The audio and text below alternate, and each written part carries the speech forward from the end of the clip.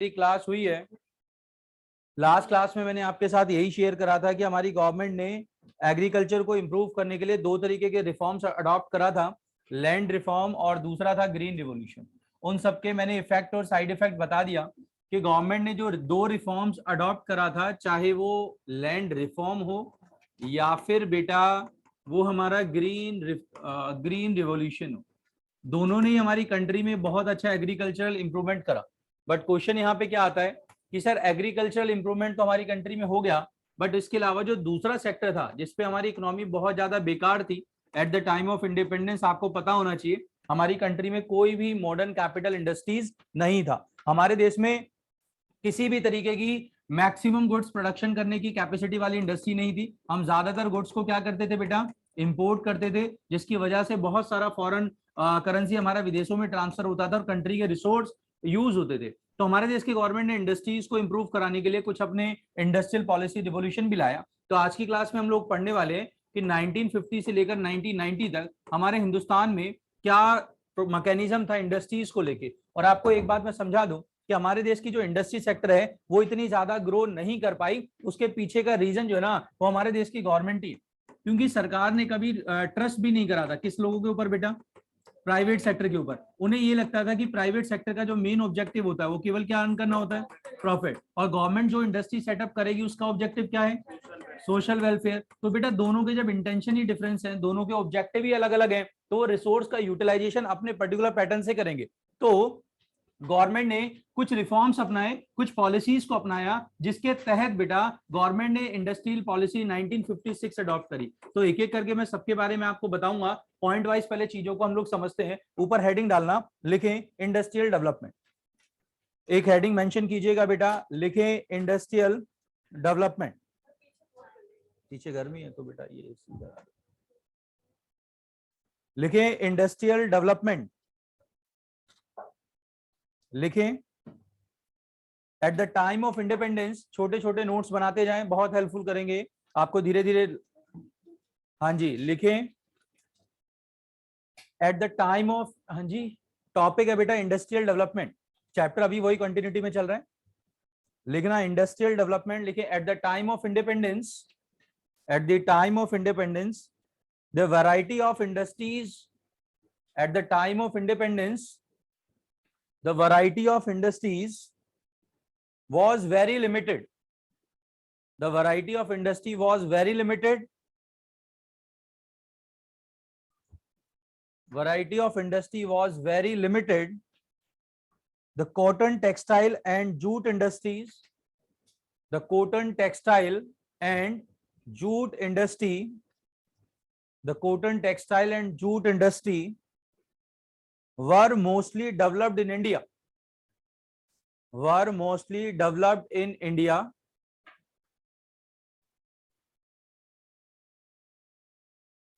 There are only two well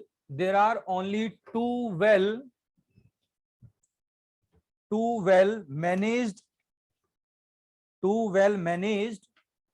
iron and steel firms.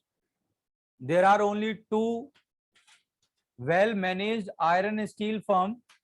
केवल दो ही अच्छे कैपिटल इंडस्ट्री देश में उस समय थी, वो भी कहां थी, लिखना one in Jamshedpur and another in Kolkata.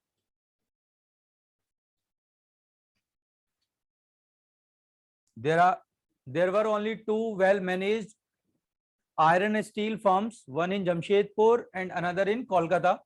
दो फर्म थी हमारे देश में, मतलब कैपिटल इंडस्ट्री का बहुत बड़ा शॉर्टेज था। और बेटा एक क्वेश्चन मैं आपको लिखवा रहा हूं कि आखिर हमारी गवर्नमेंट ने बेटा क्या मजबूरी थी, क्या रीजन था कि गवर्नमेंट ने बेटा ज्यादा से ज्यादा इंडस्ट्री को डेवलप करने पर किस पर ट्रस्ट करा बेटा, पब्लिक सेक्टर पे। हमारे देश की गवर्नमेंट ने बेटा 1950 से लेकर 1990 तक हमारे देश में बेटा प्राइवेट सेक्टर को ज्यादा वेटेज नहीं दी गई। उसके पीछे के रीजंस क्या है, क्वेश्चन आएगा 3 मार्क्स में। Why government always emphasise with the role of private sector in the place of public sector. लिखना बेटा, हेडिंग डालो एक, हाँ दोनों ब्रांच वही थी। लिखें role of public sector in industrial development. आखिर इंडस्ट्रियल डेवलपमेंट में पब्लिक सेक्टर का बहुत बड़ा रोल क्यों है। Role of public sector in industrial development, role of public sector in industrial क्या बेटा डेवलपमेंट। पहला रीजन लिखना बेटा, सबसे फर्स्ट रीजन है सरकारी सेक्टर का ज्यादा बड़ा रोल होने का। फर्स्ट लिखना shortage of capital, shortage of capital with private sectors. ये बात तो सभी जानते हैं कि इंडस्ट्रीज को सेटअप करने के लिए बहुत ज्यादा किसकी रिक्वायरमेंट होती है, फंड्स की रिक्वायरमेंट होती है। और ये प्राइवेट प्लेयर्स के पास इतना बड़ा पैसा नहीं था कि बड़े बड़े प्लांट्स और मशीन को ये हायर कर सके और ये स्टैब्लिश कर सके, क्योंकि गवर्नमेंट ने उस समय बहुत सारी पॉलिसीज भी बना रखा था, हर एक की लाइसेंस लेना था, जो कि कॉस्टली प्रोसेस था। बेटा शॉर्टेज ऑफ फंड्स होने की वजह से पब्लिक सेक्टर ही कंट्री में सेटअप हो पा रहा था। लेकिन बेटा shortage of capital with private sector, shortage of capital with क्या बेटा, प्राइवेट सेक्टर लिखना। Private entrepreneur,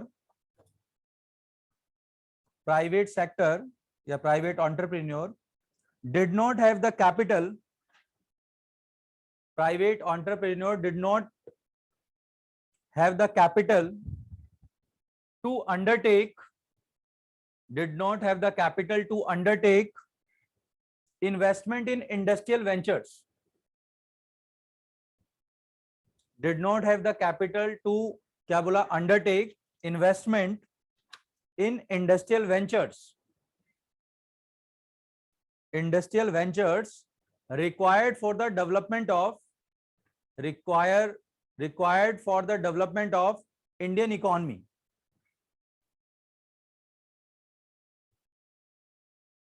As a result,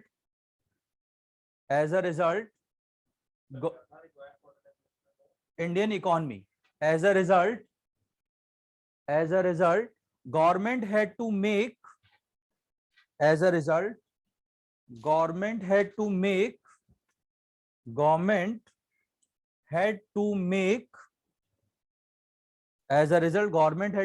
industrial development through public sector, industrial development through public sector। बेटा पहला रीजन तो बता दिया मैंने, शॉर्टेज ऑफ फंड्स है, कि बेटा इन कंपनीज के पास इतना ज्यादा पैसा नहीं था जिसके बिहाफ पर ये प्राइवेट सेक्टर ग्रो कर सके।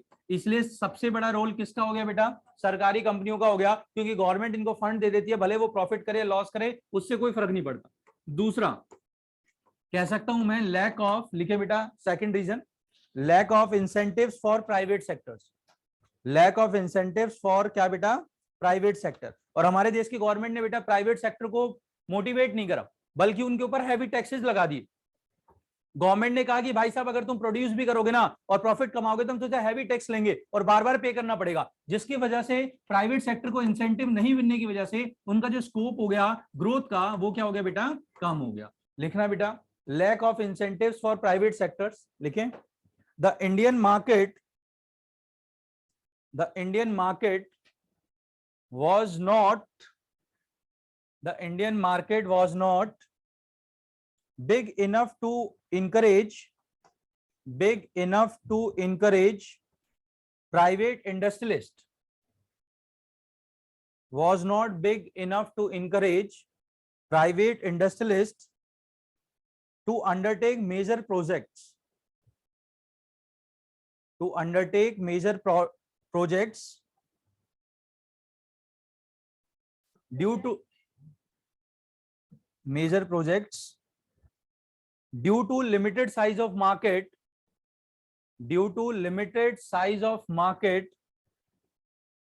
there was low level of demand for industrial goods.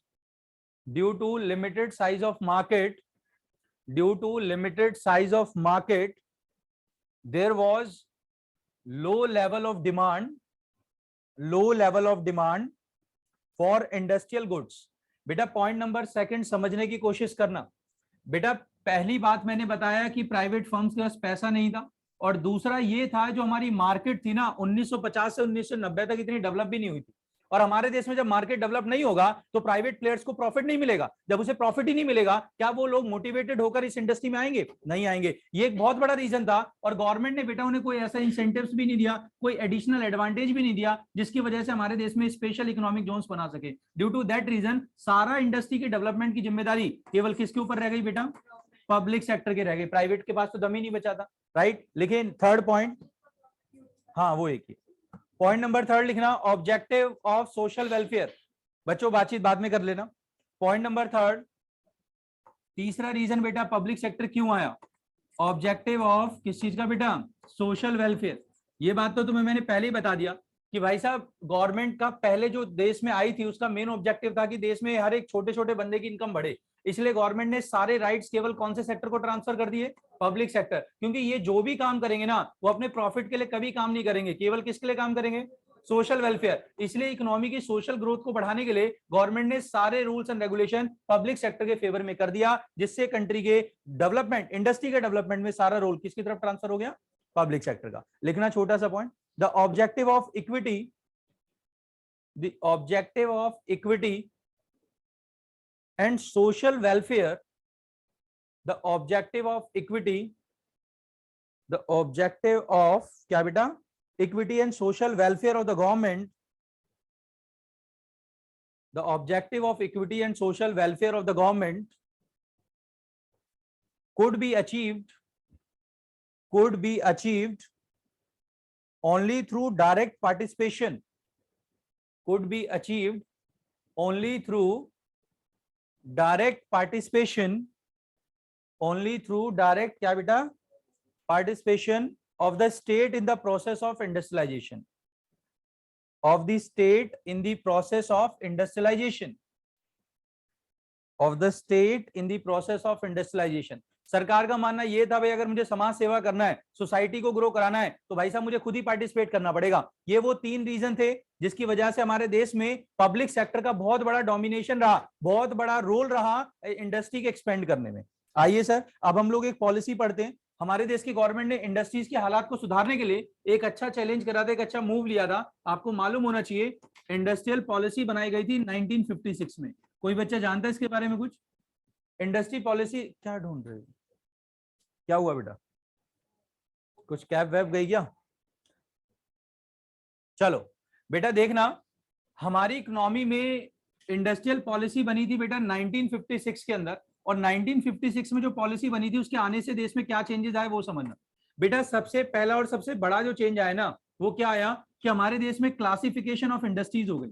आपको मालूम होना चाहिए था पहले हमारे देश में बेटा यही नहीं पता था कि इंडस्ट्री किस सेगमेंट में आती है। तो हमारी इन पॉलिसी के अंतर्गत हमारी पूरी इंडस्ट्री को 3 सेगमेंट में डिवाइड कर दिया गया।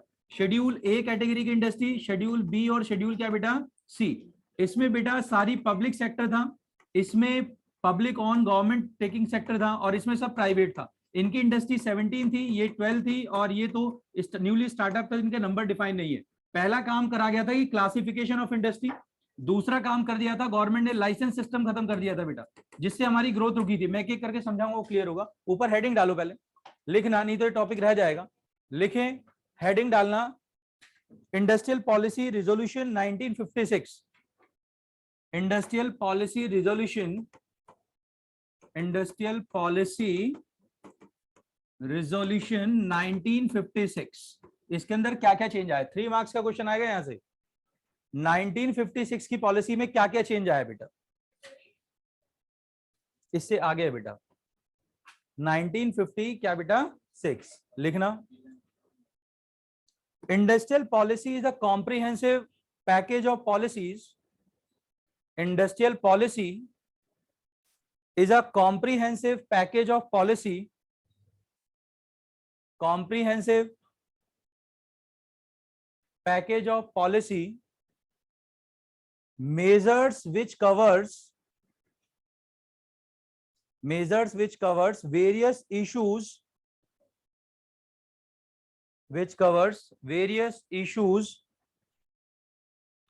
connected with different industrial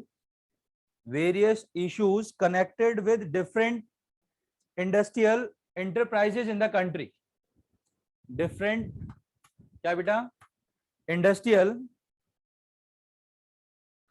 enterprises of the country। लिखना बेटा इसमें चेंज क्या आया था, ए पॉइंट डालना और लिखना classification of industry. A point क्या लिखोगे बेटा, classification of industry.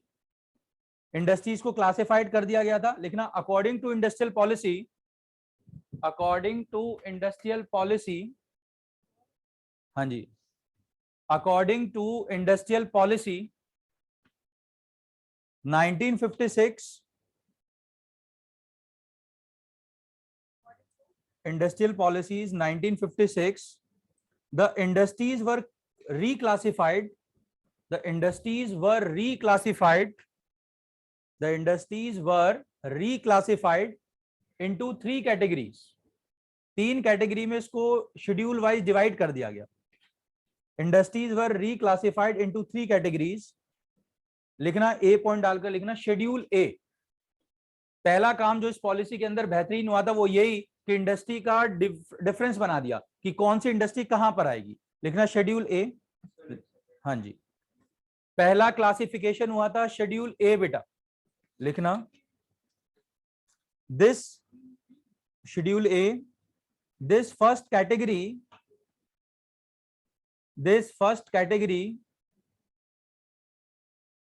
comprise industries या include those industries. ये लिखो, दोबारा बोलता हूं, लिखना स्टार्टिंग से लिखो. under this schedule only public sector undertaking companies, under this schedule only public sector undertaking companies are included. एक बार रिपीट कर रहा हूं दोबारा से. शेड्यूल ए लिखने के बाद लिखना under this schedule only public sector undertaking companies are included like atomic energy. Sir एक बार रिपीट करना प्लीज. हाँ जी बेटा, रिपीट कर रहा हूं, एक बार देखिएगा. मैंने बोला schedule A, under this schedule only public sector undertaking companies are included. Only public sector companies are included. बच्चों बातचीत नहीं. Like atomic energy, heavy and core industries, atomic energy, heavy and core industries, aircrafts, heavy and core industries, aircrafts. हाँ, aircrafts, oil, railways and shipping. Oil, railways and क्या बेटा, shipping. इस तरीके की जो हैवी इंडस्ट्रीज हैं जिन पर पूरा कंट्रोल किसका है बेटा, गवर्नमेंट का है. मतलब हमारे देश की सरकार उनको पूरा कंट्रोल कर रही है. तो बेटा वो सारी इंडस्ट्रीज हमारी शेड्यूल ए में रखी गई. शेड्यूल बी में क्या रखा गया, लिखें. पहला क्लासिफिकेशन शेड्यूल ए था, दूसरा है शेड्यूल बी. शेड्यूल बी में लिखना in this schedule 12 industries were placed. In this schedule 12 industries were placed which would be progressively state owned.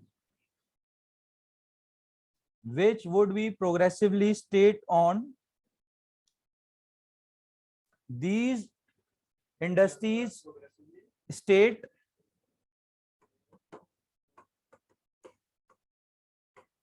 on. लिखें. It includes like, लिख लें बेटा, बाद में है कर लेंगे. It includes like, मौका दूंगा पूरा हंसने का. It includes like aluminium, mining, fertilizers and other industries. वो बेटा बताता हूं. It includes like aluminium, mining, machinery and fertilizers. Schedule A and schedule B में क्या डिफरेंस हुआ बेटा? शेड्यूल ए पूरे तरीके से 100% किसकी थी? पब्लिक सेक्टर अंडरटेकिंग थी. शेड्यूल बी में क्या है? स्टेट ओन कंट्रोल था. मतलब उसमें क्या था?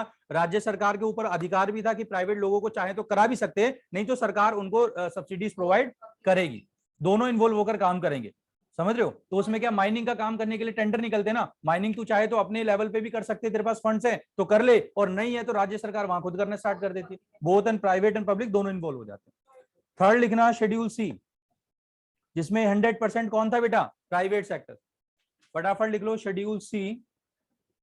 It includes only private sector industries. It includes only क्या बेटा? Private sectors industries and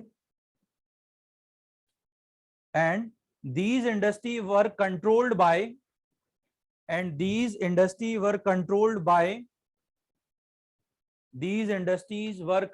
by the state controlled by the state through a system of licensing, through a system of क्या बेटा, licences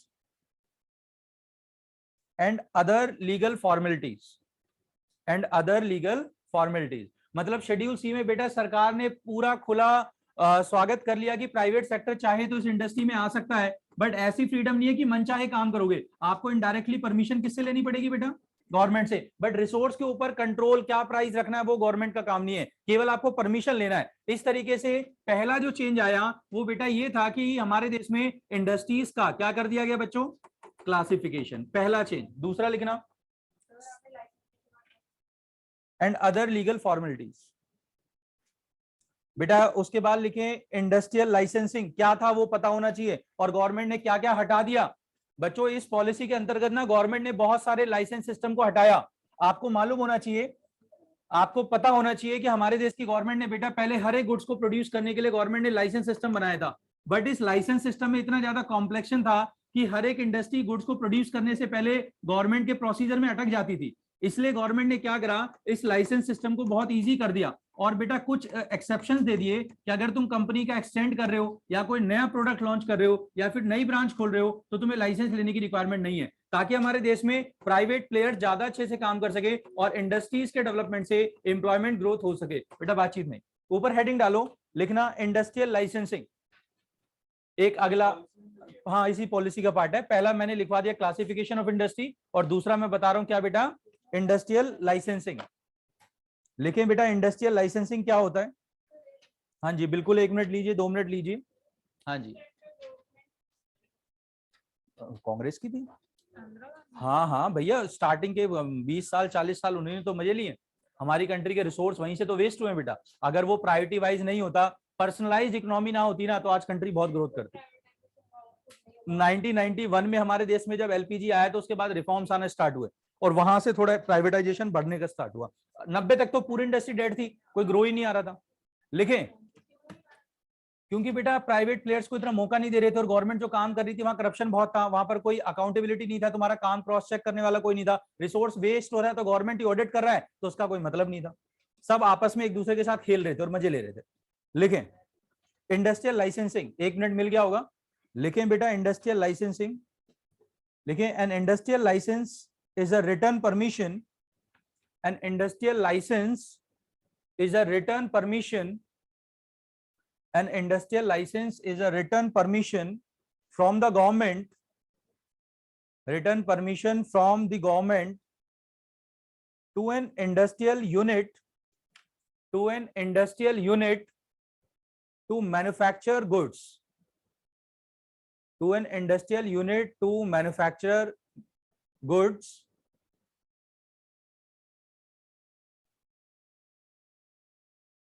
the industries act. बेटा industrial development regulation act आया था एक, लिखना the industries act 1951, the industrial act 1951,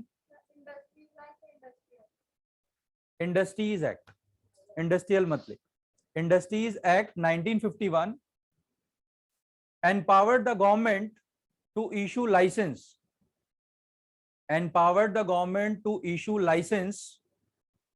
बेटा 1956 में तो नई पॉलिसी आ गई थी, बट 1951 के अंदर जैसे हमारे देश का प्लानिंग कमीशन बना था, वैसे इंडस्ट्री की ग्रोथ के लिए 1951 में क्या बना दिया गया था, एक एक्ट बना दिया गया था, इंडस्ट्रियल एक्ट, जिसका मेन काम क्या था बेटा, हमारे रूल्स एंड रेगुलेशन को बनाना, और उन्हीं ने ही लाइसेंस सिस्टम बनाया, और वहीं से सिस्टम बिगड़ता चला गया। लिखना बेटा empower the government to issue licence for, किस चीज के लिए, छोटे छोटे सब हेड्स लिख लो। ए पॉइंट, पहला setting up of new industries, setting up of new industries, नई इंडस्ट्री बनानी है तो लाइसेंस ले लो। Second B point, expansion of existing one, B point डाल के लिखोगे क्या, एग्जिस्टिंग या sorry expansion of existing one, पहले से कोई इंडस्ट्री और उसमें ग्रोथ करनी है तो भी लाइसेंस चाहिए।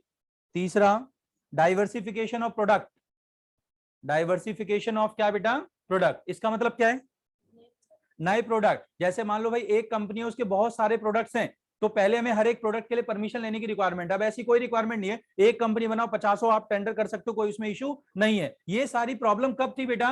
1951 में जो एक्ट आया था ना, उसके अंदर हर काम के लिए लाइसेंस चाहिए था। बट जैसे हमारे देश में बेटा 1956 में जो इंडस्ट्रियल पॉलिसी आई, उसने लाइसेंस सिस्टम पूरे तरीके से क्या कर दिया बेटा? खत्म कर दिया। उसके बाद कोई रिक्वायरमेंट नहीं थी। लिखना under new industrial policy, next line से लिखना, ये 3 पॉइंट्स हो गए, हाँ इसी के अंदर है। Under new industrial policy government remove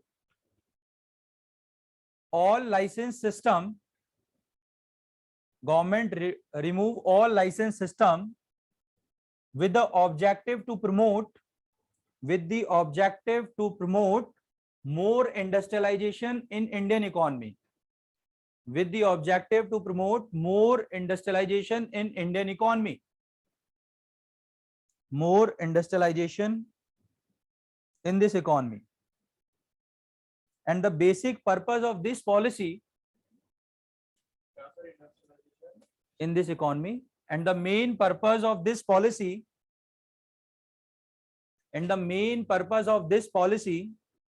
was to promote regional equality,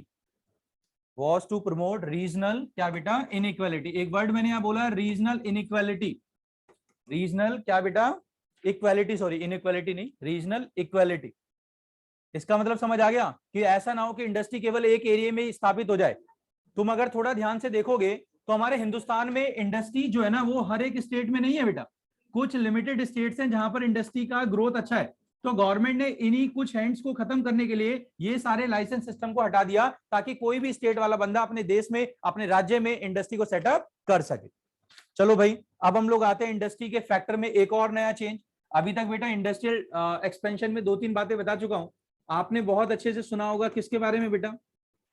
SSI. क्या होता है भाई एसएसआई? क्या है ये और क्यों बनाती है गवर्नमेंट, क्यों सपोर्ट करा? हाँ क्या है बेटा, क्यों बनाया? इस पे सब्सिडीज मिलती है, तुम भी अपनी कंपनी लगाओ बेटा, सब्सिडीज ले लो। बिल्कुल सही बात। और सारी एसएसआई बेटा हिंदुस्तान के कौन से एरिया में लगती हैं? बैकवर्ड एरिया में। इसका मेन ऑब्जेक्टिव होता है कि जो भी बेटा क्या होता है, लोग जो एक जगह से दूसरी जगह माइग्रेट हो रहे हैं, उनका माइग्रेशन क्या हो जाए बेटा? रुक जाए, और बेटा अपने एरिया में ही ग्रोथ का रेट तेजी से बढ़ सके। यानी कि जो वर्क फोर्स ट्रांसफर हो रही है, उस वर्क फोर्स को रोकने के लिए गवर्नमेंट ने एसएसआई का सेटअप करा। आपको मालूम होना चाहिए आज उसकी डेट में लिमिट कितने रुपए तक की आ गई है बेटा? 1 करोड़ तक की इन्वेस्टमेंट आप इस सेक्टर में कर सकते हो। तो कुछ छोटी छोटी बातें हैं जो एसएसआई से रिलेटेड है। ऊपर हेडिंग डालो, लिखो लास्ट टॉपिक है इंडस्ट्री के अंदर, लिखना बेटा एसएसआई, स्मॉल स्केल इंडस्ट्री। और गवर्नमेंट हमेशा चाहती है कि ये इंडस्ट्रीज को बढ़ावा देती रहती है, ताकि बेटा गांव के लोग छोड़कर शहरों में और ज्यादा प्रॉब्लम क्रिएट ना करें, वहीं पर लोगों को रोजगार मिल जाए। स्मॉल स्केल इंडस्ट्री है, वो पता लग जाएगा बेटा, वो सारी बातें मैसेज के थ्रू। पता नहीं है मुझे, ये सारा बाहर का मैनेजमेंट है बेटा, टेस्ट हो नहीं, मैं तुम्हें भी बता दूंगा, जाते वक्त 5 मिनट में बता दूंगा। लिखें small scale industry, topic complete कर लें। लिखें small scale industry in 1955,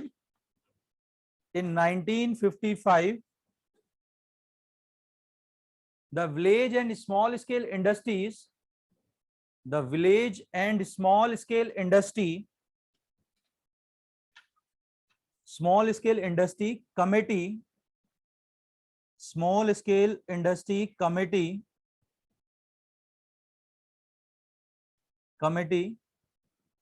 was established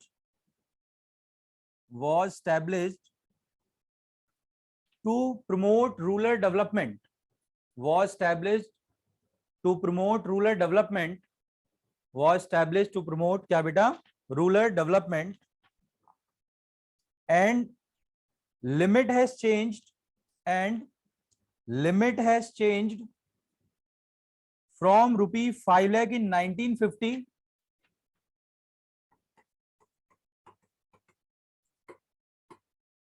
limit was changed from rupees 5 lakh in 1950 to present limit of rupees 1 crore, to present limit of rupees क्या बेटा? 1 करोड़। पहले केवल लिमिटेड रिसोर्स थे, 5 लाख तक का आप कैश इन्वॉल्व करके आप एसएसआई स्टैब्लिश कर सकते थे, बट उसकी लिमिट बढ़ाकर अब 1 करोड़ कर दी गई है ताकि हमारे देश में ज्यादा से ज्यादा इंडस्ट्री सेटअप हो सके। लिखना बेटा, कुछ इंपोर्टेंट पॉइंट्स लिखवा रहा हूं। इसका एडवांटेज क्या है कि आप कुछ इकोनॉमी में पॉजिटिव इंपैक्ट क्या पड़ता है, एडवांटेज ऑफ एसएसआई लिख लो, या इंपोर्टेंट पॉइंट्स ऑफ एसएसआई, कुछ भी कह सकते हो आप इसे। पहला पॉइंट लिखना एम्प्लॉयमेंट जनरेशन। ये तो सभी को मालूम है कि जो स्मॉल स्केल इंडस्ट्रीज होती हैं बेटा, वो बेटा हमारी एम्प्लॉयमेंट जनरेट करती है, क्योंकि आपको मालूम है इसमें कोई भी बंदा कैपिटल इंडस्ट्रीज को यूज नहीं करता। इसमें बेटा कोई बड़ी बड़ी मशीन यूज नहीं होती है, बल्कि हाथ से बने हुए सामानों का प्रोडक्शन क्या होता है बेटा, ज्यादा। तो ज्यादातर एसएसआई में बेटा कैसी टेक्निक इस्तेमाल होती है, लेबर इंटेंसिव टेक्निक। और ये जो लेबर इंटेंसिव टेक्निक है वो गांव के अंदर रूरल एरिया में जितने भी एक्सेस लेबर है उन सारे लोगों को क्या प्रोवाइड कर देती है बेटा, एम्प्लॉयमेंट। मतलब इन शॉर्ट में ये कह सकता हूं एसएसआई को रूरल एरिया में स्टैब्लिश करने का ऑब्जेक्टिव ही है ताकि गांव में जो एक्सेस लेबर है उनको प्रॉपर्ली यूटिलाइज कर सके। पहला पॉइंट था क्या बेटा, एम्प्लॉयमेंट जनरेशन। लेकिन हाँ, स्मॉल स्केल इंडस्ट्रीज, हाँ जी बेटा 50 लिखना, small scale industries are more labor intensive. Small scale industries are more labor industries, sorry, are more labor intensive. Therefore they use more labor than, therefore they use more labor than the large scale industries, than the large scale क्या बेटा, industries.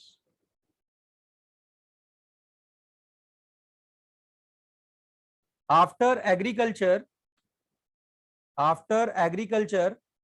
SSI provide employment. After agriculture, SSI provide employment to the largest number of people in India. Provide employment to the largest number of people in India. बेटा बड़ी scale industries रोजगार देती है, no doubt देती है, but बेटा गांव तक बड़ी इंडस्ट्री सेटअप ही नहीं हो पाती है। तो गांव में जो इंडस्ट्री सेटअप है उनका साइज क्या है, छोटा है। इसलिए बेटा ज्यादातर लोगों को रोजगार एसएसआई इंडस्ट्री देती है, इसलिए गवर्नमेंट उन्हें सब्सिडी देती रहती है ताकि वो कभी काम करना बंद ना करें। और आपको एक और बात बता दूं, सेंट्रल गवर्नमेंट हमेशा उनके प्रोडक्ट को भी क्या कर देती है, रिजर्व कर देती है कि बड़ी इंडस्ट्री उस मार्केट को कभी देखे ना, नहीं तो बेटा बड़े प्लेयर्स उस मार्केट में भी आ जाएंगे तो छोटे बनाने वाले गुड्स क्या हो जाएगा, खत्म। जैसे आपने खादी कॉटन वाला देखा होगा ना, तो बेटा वो खादी का जो प्रोडक्ट होता है वो रूरल एरिया में डिफाइंड है, उसको चाहकर भी बड़ी इंडस्ट्री अपने गारमेंट्स में शो नहीं कर सकता है, रीजन अदरवाइज उसका इंटरनेशनल ब्रांडिंग क्या हो जाएगी, खत्म हो जाएगी। गवर्नमेंट बेटा उन्हें एडवर्टाइज भी कर रही है आज की डेट में ताकि गांव से बने बने प्रोडक्ट को इंटरनेशनल मार्केट में लाया जा सके। लिखना सेकंड पॉइंट इसी से रिलेटेड था, लिखे need for protection from big firms.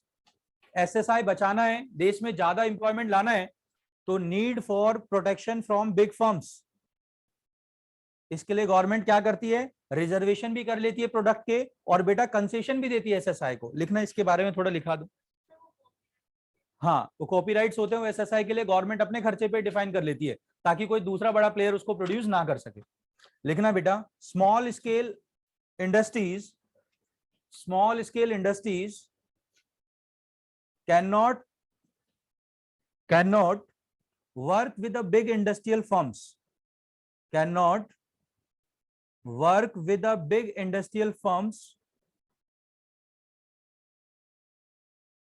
so that government make policy in favor of SSI, so that government make policy in favor of किसके बेटा, एसएसआई, स्मॉल स्केल इंडस्ट्री के फेवर में policy बनाती है, make policy in favour of SSI, therefore they make reservation of the product, therefore they make reservation of the product and also provide various subsidies and also provide various subsidies and also provide raw material for producing final good and also provide raw material for producing final goods। मतलब बेटा एक simple सी कहानी है, SSI को बचाना बहुत जरूरी है ताकि बैकवर्ड एरिया में लोगों के पास रोजगार कभी खत्म ना हो। तो बेटा हमारे देश की गवर्नमेंट इस तरीके के स्टेप्स लेती है। तो अगर आज की पूरी क्लास को देखोगे बच्चों, थोड़ा सा ध्यान देना, 5 मिनट की बात है, आपको आज की क्लास का पूरा सेगमेंट समझ आएगा कि हमने क्या पढ़ा है। देखो बच्चों, हम लोगों ने आज जो क्लास स्टार्ट करी थी वो इंडस्ट्रियल सेक्टर से करी थी। फिर मैंने बताया था कि इंडस्ट्रियल डेवलपमेंट करना हमारी कंट्री में क्यों जरूरी था, और 19 इंडिपेंडेंस से पहले केवल हमारे देश में 2 ही बड़ी इंडस्ट्रीज थी, जो कि जमशेदपुर और कोलकाता में था। फिर एक इंपोर्टेंट क्वेश्चन कराया था कि पब्लिक का रोल, पब्लिक सेक्टर का बहुत बड़ा रोल क्यों है, क्या रीजन है कि पब्लिक सेक्टर ने हमारी कंट्री में इंडस्ट्रियलाइजेशन करा, प्राइवेट सेक्टर ने नहीं करा। इसके मैंने सब हेडिंग 3 बता दी थी बेटा, कि उनके पास फंड्स नहीं था, इंसेंटिव्स नहीं था और अदर पॉइंट। बेटा उसके बाद मैंने आपको बताया कि हमारे देश में इंडस्ट्रीज को ग्रोथ कराने के लिए इंडस्ट्रियल पॉलिसी रिजोल्यूशन 1950 कब आया था बेटा, 6।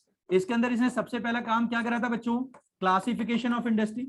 दूसरा मैंने लाइसेंसिंग सिस्टम का बताया, और तीसरा बेटा जो बड़ा चेंज था वो सेटअप ऑफ क्या बेटा, एसएसआई। ये सारे चेंजेस लाकर हमारे देश में इंडस्ट्री की ग्रोथ को लाने का काम करा गया, राइट। तो फटाफट अपनी नोटबुक निकालो, 5 मिनट फटाफट क्विक रिकॉल कर लो। इंडस्ट्री सेगमेंट से रिलेटेड कोई प्रॉब्लम है तो प्लीज मुझसे पूछो।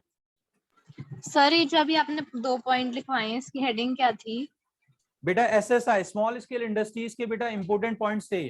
स्मॉल स्केल इंडस्ट्रीज क्यों सेटअप की गई, ताकि लोगों को एम्प्लॉयमेंट मिले, और दूसरा क्या था बताया था मैंने, सेकंड पॉइंट क्या था, प्रोटेक्शन फ्रॉम बिग फर्म, ताकि बेटा उनका धंधा कभी बंद ना हो, रेगुलर पॉइंट ऑफ व्यू से चलता रहे।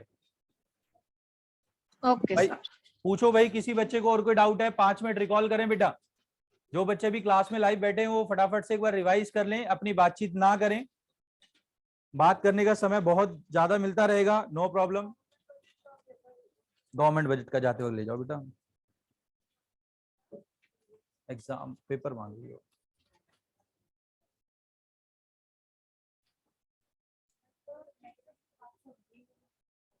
है बेटा।